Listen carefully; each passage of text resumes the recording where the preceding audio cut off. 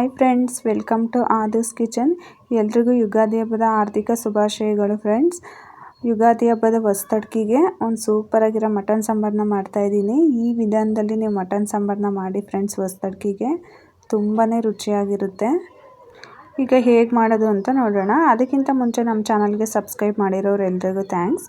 Subscribe ಮಾಡದೆ ವಿಡಿಯೋನ ನೋಡ್ತಾ ಇದ್ದರೆ ಈಗಲೇ ಸಬ್ಸ್ಕ್ರೈಬ್ ಮಾಡ್ಕೊಳ್ಳಿ.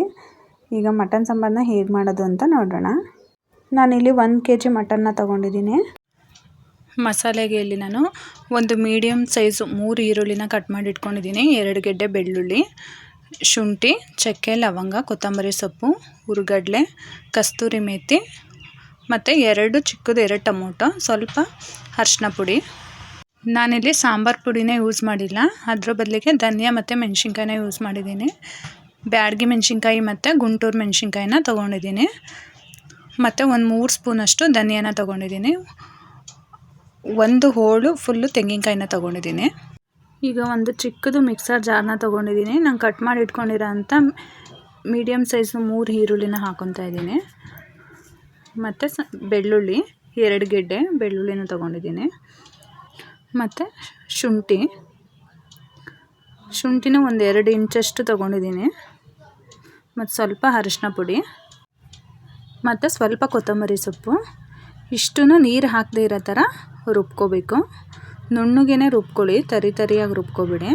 ನೋಡಿ, ಈ ಥರ ನುಣ್ಣಗೆ ರುಬ್ಕೋಬೇಕು. ನೆಕ್ಸ್ಟು ಮಟನ್ನ ಒಗ್ಗರಣೆಗೆ ಹಾಕೊಳ್ಳೋಣ. ನಾನಿಲ್ಲಿ ಒಂದು 5 ಲೀಟ್ರ್ ಕುಕ್ಕರ್ನ ತೊಗೊಂಡಿದ್ದೀನಿ. ಕುಕ್ಕರ್ ಸ್ವಲ್ಪ ಬಿಸಿ ಆದಮೇಲೆ ಒಂದು 3 ರಿಂದ 4 ಸ್ಪೂನಷ್ಟು ಎಣ್ಣೆನ ಹಾಕ್ಕೊಂಡಿದ್ದೀನಿ. ಎಣ್ಣೆ ಕಾಯ್ದಮೇಲೆ ನಾವು ಈರುಳ್ಳಿ, ಶುಂಠಿ, ಬೆಳ್ಳುಳ್ಳಿ ಪೇಸ್ಟ್ನ ರುಬ್ಕೊಂಡಿದ್ವಲ್ಲ, ಅದನ್ನು ಹಾಕ್ಕೊತಾ ಇದ್ದೀನಿ. ಇದರಲ್ಲಿ ಮಟನ್ನ ಚೆನ್ನಾಗಿ ಫ್ರೈ ಮಾಡ್ಕೊಳ್ಳೋದ್ರಿಂದ ಸಾಂಬಾರು ಒಳ್ಳೆ ಟೇಸ್ಟ್ ಬರುತ್ತೆ. ಚೆನ್ನಾಗಿ ಮಿಕ್ಸ್ ಮಾಡ್ಕೊಳ್ಳಿ. ಸ್ವಲ್ಪ ಹಸಿ ವಾಸನೆ, ಈರುಳ್ಳಿದೆಲ್ಲ ಹಸಿ ವಾಸನೆ ಹೋಗೋವರೆಗೂ ಫ್ರೈ ಮಾಡ್ಕೋಬೇಕು. ಮೀಡಿಯಮ್ ಫ್ಲೇಮಲ್ಲೇ ಫ್ರೈ ಮಾಡ್ಕೊಳ್ಳಿ. ಈಗ ತೊಳೆದಿಟ್ಕೊಂಡಿರೋ ಅಂಥ ಮಟನ್ನ ಹಾಕ್ಕೊತಾ ಇದ್ದೀನಿ. ಮಟನ್ನು ಅಷ್ಟೇ ಚೆನ್ನಾಗೆ ಈರುಳ್ಳಿ, ಶುಂಠಿ, ಬೆಳ್ಳುಳ್ಳಿ ಪೇಸ್ಟಲ್ಲಿ ಚೆನ್ನಾಗಿ ಫ್ರೈ ಆಗಬೇಕು. ಉರಿ ಜಾಸ್ತಿ ಇಟ್ಕೋಬೇಡಿ, ಮೀಡಿಯಮ್ ಫ್ಲೇಮಲ್ಲಿ ಇಟ್ಕೊಂಡೇ ಮಾಡ್ಕೊಳ್ಳಿ. ಉರಿ ಜಾಸ್ತಿ ಇಟ್ಕೊಂಡ್ಬಿಟ್ರೆ ಬೇಗ ಮಸಾಲೆ ಎಲ್ಲ ತಳ ಹಿಡ್ಕೊಂಬಿಡುತ್ತೆ. ಈಗ ರುಚಿಗೆ ತಕ್ಕಷ್ಟು ಉಪ್ಪು ಹಾಕ್ಕೊಳ್ಳಿ. ನೋಡಿ, ಈ ಥರ ನೀಟಾಗಿ ಚೆನ್ನಾಗಿ ಮಿಕ್ಸ್ ಮಾಡ್ಕೊಳ್ಳಿ. ಈ ಶುಂಠಿ, ಬೆಳ್ಳುಳ್ಳಿ, ಈರುಳ್ಳಿ ಪೇಸ್ಟಲ್ಲಿ ಚೆನ್ನಾಗಿ ಮಟನ್ ಫ್ರೈ ಆಗಬೇಕು. ನೀವೆಷ್ಟು ಮೀಡಿಯಮ್ ಫ್ಲೇಮಲ್ಲಿ ಇಟ್ಕೊಂಡು ಚೆನ್ನಾಗಿ ಫ್ರೈ ಮಾಡ್ಕೊತೀರ, ಸಾಂಬಾರು ಅಷ್ಟು ಟೇಸ್ಟಿಯಾಗಿ ಚೆನ್ನಾಗಿರುತ್ತೆ. ನಾನಿಲ್ಲಿ ಒಂದು 10 ನಿಮಿಷ ಮೀಡಿಯಮ್ ಫ್ಲೇಮಲ್ಲೇ ಫ್ರೈ ಮಾಡ್ಕೊಂಡಿದ್ದೀನಿ. ಈಗ ಸ್ವಲ್ಪ ಕಸ್ತೂರಿ ಮೇಥಿನ ಹಾಕ್ಕೊತಾ ಇದ್ದೀನಿ. ಕಸ್ತೂರಿ ಮೇಥಿ ಹಾಕ್ಕೊಂಡು ಒಂದು 5 ನಿಮಿಷ ಚೆನ್ನಾಗಿ ಮೀಡಿಯಮ್ ಫ್ಲೇಮಲ್ಲೇ ಫ್ರೈ ಮಾಡ್ಕೊಳ್ಳಿ.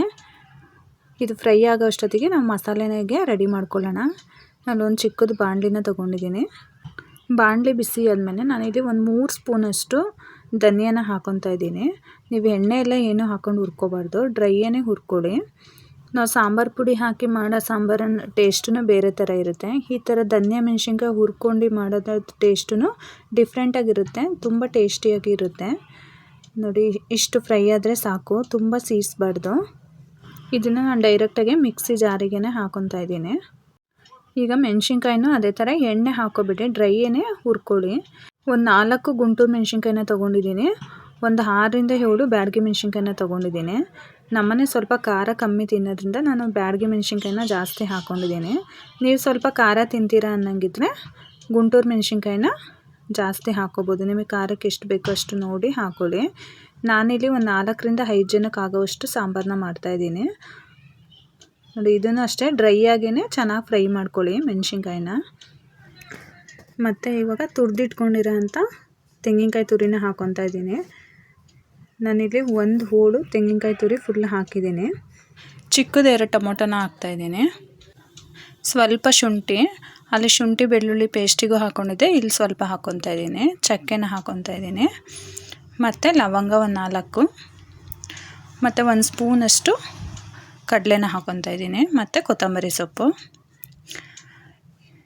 ಇದಕ್ಕೆ ಸ್ವಲ್ಪ ನೀರು ಹಾಕ್ಕೊಳ್ಳಿ. ಆವಾಗಲೇ ಶುಂಠಿ ಬೆಳ್ಳುಳ್ಳಿ ಪೇಸ್ಟ್ ರುಬ್ಕೊಂಡಿದ್ನಲ್ಲ, ಅದೇ ಜಾರನ್ನು ತೊಳ್ಕೊಂಡು ಅದೇ ನೀರನ್ನ ಹಾಕ್ಕೊತಾ ಇದ್ದೀನಿ. ಫುಲ್ಲು ನೈಸಿಗೆ ರುಬ್ಕೊಳ್ಳಿ ಮಸಾಲೆನ, ತರಿಯಾಗಿರಬಾರ್ದು. ನೋಡಿ, ನೈಸಿಗಿರಬೇಕು ಫುಲ್ಲು. ನೋಡಿ, ಫುಲ್ಲು ನೈಸಿಗೆ ರುಬ್ಕೊಂಡಿರಬೇಕು. ಈಗ ಮಟನ್ನು ಫ್ರೈ ಮಾಡೋಕ್ಕೆ ಹಾಕಿದ್ವಲ್ಲ, ನೋಡಿ ನೀಟಾಗಿ ಎಣ್ಣೆ ಬಿಟ್ಕೊಂಡಿದೆ. ಆ ಥರ ಫ್ರೈ ಆಗಬೇಕು. ಈಗ ರುಬ್ಕೊಂಡಿರೋಂಥ ಮಸಾಲೆನ ಹಾಕೊಳ್ಳೋಣ. ಮಸಾಲೆ ಹಾಕಿದ್ಮೇಲೆ ಒಂದು 2 ನಿಮಿಷ ಮಿಕ್ಸ್ ಮಾಡ್ಕೊಳ್ಳಿ ನೀಟಾಗೆ. ಈ ಥರ ಸಾಂಬಾರು ಮಾಡೋದ್ರಿಂದ ಟೇಸ್ಟು ತುಂಬಾ ಡಿಫ್ರೆಂಟಾಗಿ ತುಂಬ ರುಚಿಯಾಗಿರುತ್ತೆ. ಹೊಸ್ತಡ್ಕಿಗೆ ಮಿಸ್ ಮಾಡ್ದೇ ಈ ಥರ ವಿಧಾನದಲ್ಲಿ ಮಟನ್ ಸಾಂಬಾರನ್ನ ಮಾಡ್ಕೊಳ್ಳಿ. ಈಗ ಸಾಂಬಾರು ಕನ್ಸಿಸ್ಟೆನ್ಸಿ ನೋಡ್ಕೊಂಡು ನೀರು ಹಾಕ್ಕೊಳ್ಳಿ. ನೋಡಿ, ತುಂಬ ತೆಳ್ಳಗಿದ್ರೂ ಚೆನ್ನಾಗಿರಲ್ಲ, ತುಂಬ ಗಟ್ಟಿಗೂ ಇರಬಾರ್ದು, ಒಂದು ಮೀಡಿಯಮ್ ಆಗಿದ್ರೇ ಚೆಂದ ಮಟನ್ ಸಾಂಬಾರು. ನೋಡಿ, ಒಳ್ಳೆ ಕಲರ್ ಇದೆ ಬ್ಯಾಡಗಿ ಮೆಣಸಿನ್ಕಾಯಿ ಹಾಕಿರೋದಕ್ಕೆ. ನೋಡಿ, ಸಾಂಬಾರು ಇನ್ನೂ ಗಟ್ಟಿಗಿದೆ. ಇನ್ನು ಸ್ವಲ್ಪ ನೀರು ಹಾಕ್ಕೊಳ್ಳೋಣ. ನೋಡಿ, ಸಾಂಬಾರು ನಿಮಗೆ ಯಾವ ಹದಕ್ಕೆ ಬೇಕೋ ಅಷ್ಟಕ್ಕೆ ನೋಡಿ ನೀರು ಹಾಕ್ಕೊಳ್ಳಿ. ರುಚಿಗೆ ತಕ್ಕಷ್ಟು ಉಪ್ಪು ಹಾಕ್ಕೊಳ್ಳೋಣ. ಆಗ ಮಟನಿಗೂ ಸ್ವಲ್ಪ ಉಪ್ಪು ಹಾಕಿದ್ವಿ, ನೋಡಿ ಉಪ್ಪು ಹಾಕ್ಕೊಳ್ಳಿ. ಈಗ ಸ್ವಲ್ಪ ಉಪ್ಪು ಹಾಕ್ಕೊತಾ ಇದ್ದೀನಿ. ಒಳ್ಳೆ ಘಮ ಬರ್ತಾಯಿದೆ. ಮತ್ತು ಒಗ್ಗರಣೆಯಲ್ಲಿ ಮಟನ್ನ ಮೀಡಿಯಮ್ ಫ್ಲೇಮಲ್ಲಿ ಇಟ್ಕೊಂಡು ಫ್ರೈ ಮಾಡ್ಕೊತೀವಲ್ಲ, ಅದು ತುಂಬ ಟೇಸ್ಟ್ ಕೊಡುತ್ತೆ. ನಾವು ಉರಿ ಜಾಸ್ತಿ ಇಟ್ಕೊಂಬಿಟ್ಟು ಒಂದು 5 ನಿಮಿಷ ಫ್ರೈ ಮಾಡ್ಕೊಂಡು ನಾವು ಮಸಾಲೆ ಹಾಕ್ಬಿಟ್ರೆ ಅಷ್ಟು ಟೇಸ್ಟ್ ಇರಲ್ಲ. ಮೀಡಿಯಮ್ ಫ್ಲೇಮಲ್ಲಿ ಇಟ್ಕೊಂಡು ಒಂದು 10 ನಿಮಿಷ ನಿಧಾನಕ್ಕೆ ಫ್ರೈ ಮಾಡ್ಕೋಬೇಕು. ಅದು ನೀಟಾಗಿ ಎಣ್ಣೆ ಎಲ್ಲ ಬಿಡಬೇಕು, ಅಲ್ಲಿವರೆಗೂ ಫ್ರೈ ಮಾಡ್ಕೋಬೇಕು. ನೀರೆಲ್ಲ ಡ್ರೈ ಆಗಬೇಕು. ನೋಡಿ, ಸಾಂಬಾರು ಕನ್ಸಿಸ್ಟೆನ್ಸಿ ಕರೆಕ್ಟಾಗಿದೆ. ಇಷ್ಟಿದ್ರೆ ಸಾಕು. ಈಗ ಕುಕ್ಕರ್ ಲಿಡ್ನ ಕ್ಲೋಸ್ ಮಾಡಿ 3 ವಿಷಲ್ನ ಹೊಡಿಸ್ಕೊತಾ ಇದ್ದೀನಿ. ಇದು ಮಟನ್ ಸ್ವಲ್ಪ ಎಳೆದಿದೆ, ಹಂಗಾಗಿ 3 ವಿಷಲ್ ಹೊಡಿಸ್ತಾ ಇದ್ದೀನಿ. ನೀವು ಮಟನ್ ಸ್ವಲ್ಪ ಬಲ್ತಿದ್ರೆ 4-5 ವಿಷಲ್ ಕೂಡ ಹೊಡಿಸ್ಕೋಬೇಕಾಗುತ್ತೆ.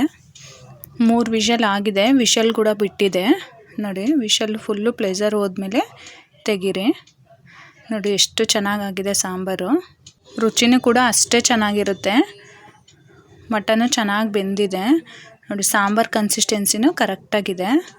ನೀವು ನಾಳೆ ಯುಗಾದಿ ಹೊಸ್ತಡ್ಕಿಗೆ ಮಿಸ್ ಮಾಡದೆ ಇದೇ ವಿಧಾನದಲ್ಲಿ ಮಟನ್ ಸಾಂಬಾರನ್ನ ಮಾಡಿ ಮನೇಲಿ ಎಲ್ರಿಗೂ ಇಷ್ಟ ಆಗುತ್ತೆ. ತುಂಬಾ ಇಷ್ಟಪಟ್ಟು ತಿಂತಾರೆ. ವಿಡಿಯೋ ಇಷ್ಟ ಆಗಿದ್ರೆ ನಿಮ್ಮ ಫ್ಯಾಮಿಲಿ ಫ್ರೆಂಡ್ಸ್ ಜೊತೆನೂ ಶೇರ್ ಮಾಡಿ. ಮತ್ತೆ ಒಂದು ಹೊಸ ರೆಸಿಪಿ ಜೊತೆ ಮುಂದಿನ ವಿಡಿಯೋದಲ್ಲಿ ಸಿಗ್ತೀನಿ. Thank you for watching. ಈ ವಿಡಿಯೋ ನಿಮ್ಗೆ ಇಷ್ಟ ಆಗಿದ್ರೆ ಲೈಕ್ ಮಾಡಿ, ಶೇರ್ ಮಾಡಿ, ಸಬ್ಸ್ಕ್ರೈಬ್ ಮಾಡಿ, ಮತ್ತೆ ಬೆಲ್ ಹೊಡೆಯೋದನ್ನ ಮರಿಬೇಡಿ.